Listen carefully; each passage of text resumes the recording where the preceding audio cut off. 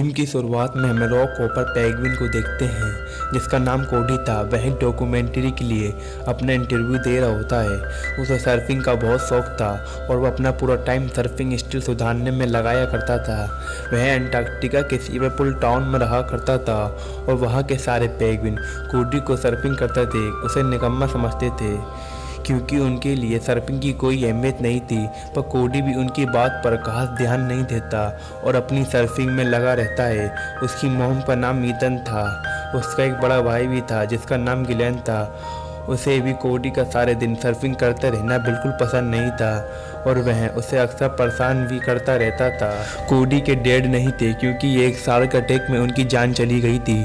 कोडी उस डॉक्यूमेंट्री में बिग जी नाम के एक सर्फर चैंपियन के बारे में बताता है जिसे वह अपना आइडल मानता है। बिग जी दुनिया के बहुत सी चैंपियनशिप जीती थी। बहुत साल पहले जब कोडी छोटा था तब बिग जी अंटार्कटिका आया था जहां वो उससे मिला था। बिग जी से पहली बार मिलकर कोडी बहुत खुश हुआ था और वहीं बिग जी ने उसे अपना नेकलेस भी दिया था जो कोडी के लिए बहुत ही स्पेशल था और उसने उसे आज तक संभाल कर रखा था और तब से ही कोडी ने थाम लिया था एक दिन वो बिग जी की तरह ग्रेट सर्फर बनकर दिखाएगा। एक दिन माइक नाम का एक क्लेन स्काउट कोडी की तलाश में उसके टाउन लिवरपूल में आता है जो उसे बताता है कि पेगू आइलैंड से आया हूँ जहाँ कुछ ही दिन में बिग जी मेमोरियल सर्फिंग कॉन्टेस्ट होने वाला है और मैं उसके लिए पार्टिसिपेट की तलाश करते हुए तुम्हारे पास आया हूँ। कोडी ये सुनकर बहुत खुश होता है क्योंकि उसके लिए ये अपना सर्फिंग टैलेंट दिखाने का सबसे अच्छा मौका था।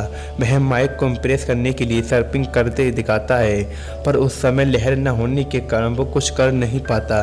इससे माइक बहुत नाराज़ हो जाता है और उससे कहकर जाने लगता है कि वह अगली बार कॉन्टेस्ट में भाग ले सकता है।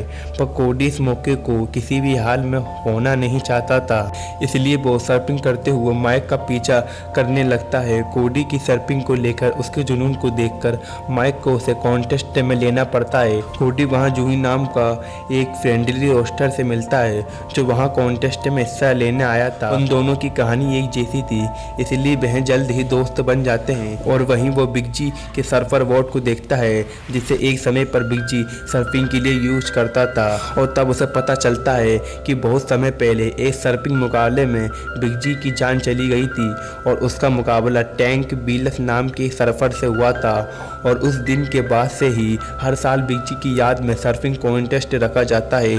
कोडी वहां देखता है कि टैंक बीलस नाम का वही सर्फर बिग जी के सर्फ बोर्ड पर पत्थर मार रहा होता है। कोडी उसे अपने आइडियल के सर्फ बोर्ड पर इस तरह से पत्थर फेंकता देख कर उसे रोकने जाता है पर वो कोडी के पास बिग जी का नेकलेस देखकर उसका मजाक उड़ाने लगता है और बिग जी का बुरा भला कहने लगता है। इससे कोडी को गुस्सा आ जाता है। कोडी अपने आइडियल बिग जी को डिपेंड करने के लिए कहता है कि मैं कभी भी और कहीं भी तुमसे सर्फिंग का मुकाबला कर सकता हूँ। यह सुनकर मैनेजर उनके बीच एक मुकाबला करवाता है जहाँ कोडी को पूरा भरोसा था कि वह टैंक को हरा देगा पर कोडी सरफेस से गिर जाता है और लहरों के कारण पानी में डूबने लगता है। तब लानी उसे वहाँ से बाहर निकालती है और कोडी को वापस होश में लाने के लिए कोशिश करती है।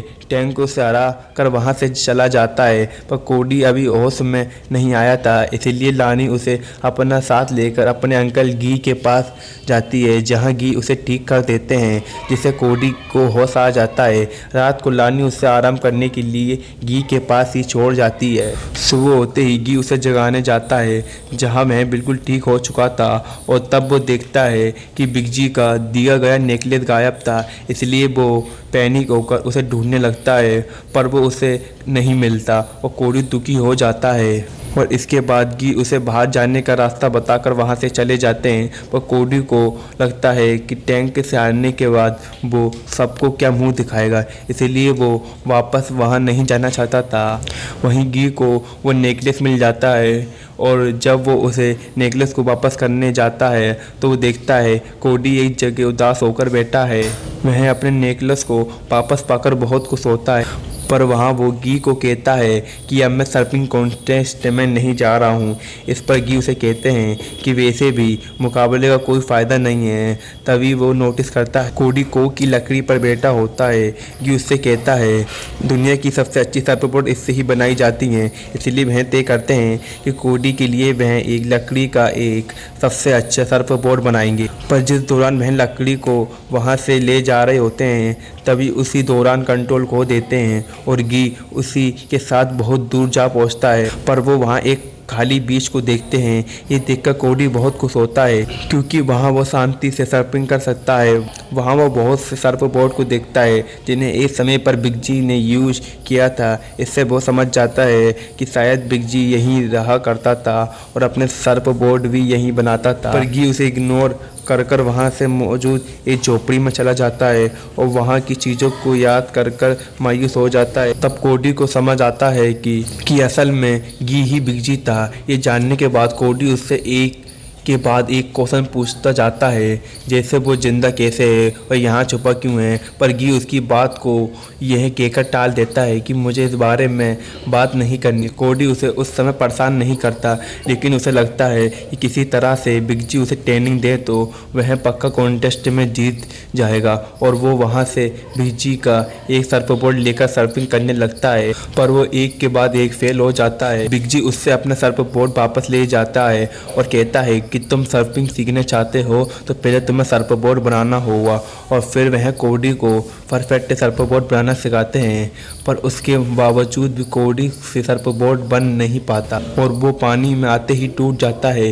बिग जी समय के साथ बहुत सुस्त हो चुका था और किसी भी काम को सीरियस नहीं लेता था, इसलिए कोडी वहाँ से गुस्सा होकर जाने लगता है। पर तभी रास्ते में वो लानी से टकरा जाता है। कोडी उसे भी बता देता है कि गी ही बिग जी है, पर लानी को ये पहले से ही पता होता है। लानी को जब पता चलता है कि कोडी बिग जी को बीच पर ले गया था, वो खुशी से उसे कहती है कि मैं सालों से उसे अपने बेड से उठाती रही लेकिन वो नहीं उठा, लेकिन तुमने ये काम सिर्फ एक दिन में ही कर दिखाया। वो कोडी से पूछती है क्या वो ऐसी जगह चलना चाहेगा जहाँ वो खूब एंजॉय कर सके, जिसके लिए कोडी भी उसे हाँ कर देता है। फिर वो उसे एक के में ले जाती है जहाँ वो सर्फिंग करते हुए पूरे के को घूमते हैं और कोडी भी उसे खूब एंजॉय करता है, जहाँ लानी उसे बिग जी के बारे में भी बात करती है। फिर कोडी वापस उसी बीच पर आ जाता है जहाँ वो इस बार सीरियस होकर बिग जी के बताए गए अनुसार बोट बनाने में लग जाता है। बिग जी भी चुप कर उसे देख रहा होता है और उसे भी कोडी का ये जुनून बहुत अच्छा लगता है। अगली सुबह देखता है कि कोडी ने फाइनली खुद से ही बहुत अच्छा सर्फबोर्ड बना लिया होता है। इसके बाद कोडी उसे आगे का प्रयास पूछता है और उसे ट्रेनिंग देने को कहता है, पर शुरू में हमेशा की तरह सुस्त होता है और उसे सीरियसली न लेते हुए एक ऐसी ट्रेनिंग देता है जिससे सर्फिंग का कोई मतलब ही नहीं था। पर जब कोडी बाकी में इन चीज़ों को एंजॉय करना शुरू करता है तब बिग जी उसे रियल ट्रेनिंग देने के लिए तैयार हो जाते हैं और उसे अपने साथ सर्फिंग करवाते हुए उसे बहुत सी बातें बताते हैं, जिसके बाद लानी भी ज्वाइन कर लेती है और उनसे कोडी उन गलतियों के बारे में सीखता है जिसे सर्फिंग के दौरान नहीं करनी थी। इससे कोडी का भी कंपटीशन वापस आने लगता है। पर मुकाबले से एक रात पहले कोडी बिग जी को भी कॉन्टेस्ट में आने को कहता है, जिसके लिए बिग जी उसे इनकार कर देते हैं। इसलिए कोडी उससे इसकी असलियत का पूछता है।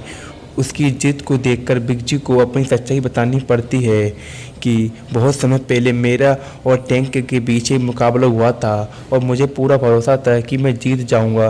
पर जब मुकाबला शुरू हुआ तो वह मुझसे ज़्यादा स्किलफुल निकला और आखिर में अपने ओवर कॉन्फिडेंस के कारण मैं हार गया। पर इससे मुझे बहुत ज़्यादा गिल्ट हुआ महसूस होने लगा और मैं किनारे पर पहुंचकर अपने फ़ैन का सामना करने की हिम्मत नहीं जुटा पाया। इसलिए मैंने जानबूझकर अपनी मौत का दिखावा किया ताकि मैं लूजर कहलाने से बच सकूं। ये सुनने के बाद कोडी उससे कहता है कि मैं आपको अजीब समझता था और आप इस तरह से हार गए।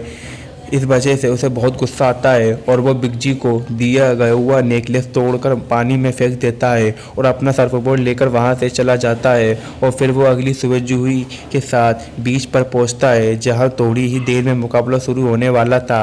वहां टैंक और बाकी सभी हार के लिए उसका बहुत मजाक उड़ाते हैं, पर फिर भी कोडी उनकी बात से हार नहीं मानता और मुकाबले में हिस्सा लेता है वहाँ वो उन सभी के बारे में सोचता है जो उसे निकम्मा समझते थे, और इसके बाद वो सबसे बेहतर परफॉर्म करता है। और इसी तरह से सेकंड राउंड की आखिर में सिर्फ 3 ही फाइनलिस्ट सामने आते हैं, जिसमें शामिल होता है कोडी, जूही और टैंक। बिग जी भी चौक पर कोडी को वहां देखने आया होता है, जो इस मुकाबले के लिए बहुत बेपरवाह होता है। उसके बावजूद भी थर्ड राउंड के आखिर में टैंक उन्हें हरा नहीं पाता और कोडी खुद को जानबूझकर पीछे कर जूही को जिता देता है। उसी दौरान कोडी और टैंक ऊंची लहरों से टकरा जाते हैं। लानी किसी तरह से टैंक को वहां से निकाल देती है, पर कोडी वहां फंसा होता है। तब बिग जी उसकी मदद के लिए वहां आता है और समय रहते उसे वहां से बचा लेता है।